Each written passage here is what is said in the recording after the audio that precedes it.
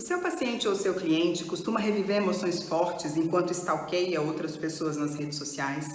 Ou com frequência te traz frases na terapia como nós na nossa família somos muito tananã ou nós não gostamos de tal coisa? Eu sou Ediane Ribeiro, sou especialista em trauma e hoje o nosso papo é sobre como o trauma dá as caras nos relacionamentos. Eu vou te dar 7 dicas para identificar trauma nos padrões de relacionamento ou nas falas dos seus pacientes e dos seus clientes. Vamos lá?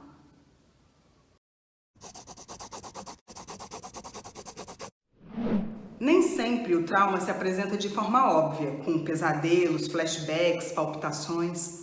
Principalmente quando nós falamos de trauma de desenvolvimento, que é aquele trauma que acontece de forma muito precoce, nos primeiros anos de vida, no padrão de vínculo com os cuidadores. Ele não é episódico, não teve um evento que mudou a vida da pessoa. E por ser muito precoce, ainda acontece numa fase em que o sistema nervoso do nosso paciente, do nosso cliente, não tinha condições de assimilar essa memória.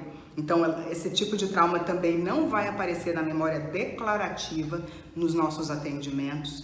Principalmente esse tipo de trauma é um tipo de trauma de relacionamento, onde as respostas traumáticas vão se apresentar na forma como o nosso paciente, o nosso cliente se relaciona com ele mesmo ou com outros já na vida adulta.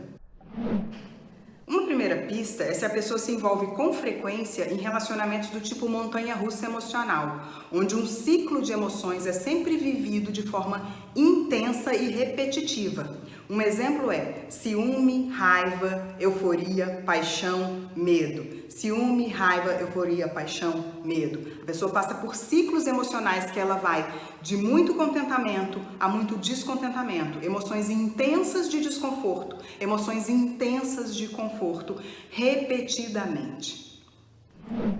Uma segunda pista que pode nos fazer acender a lanterninha para trauma de desenvolvimento é se a pessoa veio de uma dinâmica familiar de emaranhamento emocional. Quando as emoções de um membro da família são tão intensas que são assumidas por todos os outros membros da família. Nesse caso, falas como nós na nossa família não gostamos de tal coisa, ou nós sentimos dessa forma, ou quando os meus pais, os meus irmãos não estão bem, eu também não fico bem. São falas que podem nos levar a pensar numa dinâmica de emaranhamento emocional, que é uma janela para trauma de desenvolvimento, e inclusive para dependência e para codependência emocional. A terceira pista é se a pessoa está sempre em busca de um parceiro ou uma parceira amorosa, mas ela não tem consciência da própria dificuldade para lidar com intimidade. Não é incomum os nossos pacientes e os nossos clientes chegarem à terapia com a demanda de relacionamento, de terem vivido vários e vários relacionamentos que para eles não foi bem sucedido porque não durou no tempo. E quando você começa a entender, a buscar informações, você percebe que aquela pessoa na verdade tem um problema com intimidade, com se mostrar vulnerável nas suas relações. A quarta pista é a presença de pensamentos repetitivos de autojulgamento e de comparação.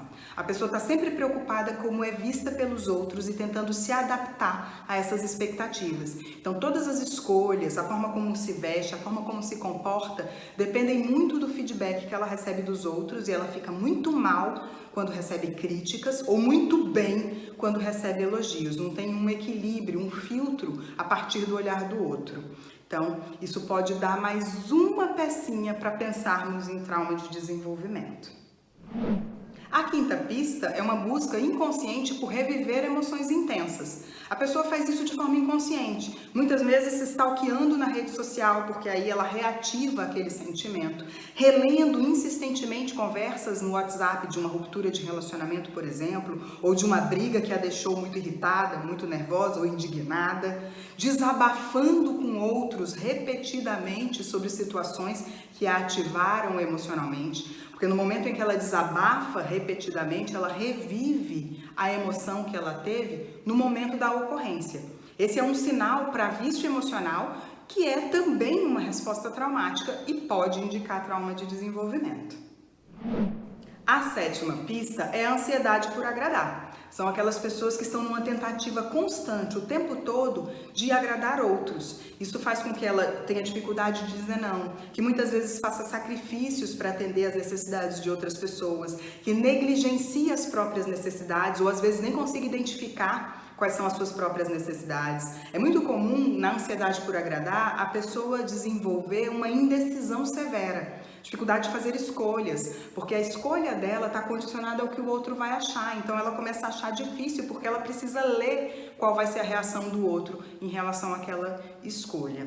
As pessoas que desenvolvem ansiedade por agradar também costumam se sentir muito responsáveis pelos sentimentos e emoções das outras pessoas, como se o que ela fizesse ou deixasse de fazer fosse determinante para o que o outro está sentindo, como tristeza, raiva, e isso é intolerável para ela. É intolerável que ela faça o outro sentir alguma coisa.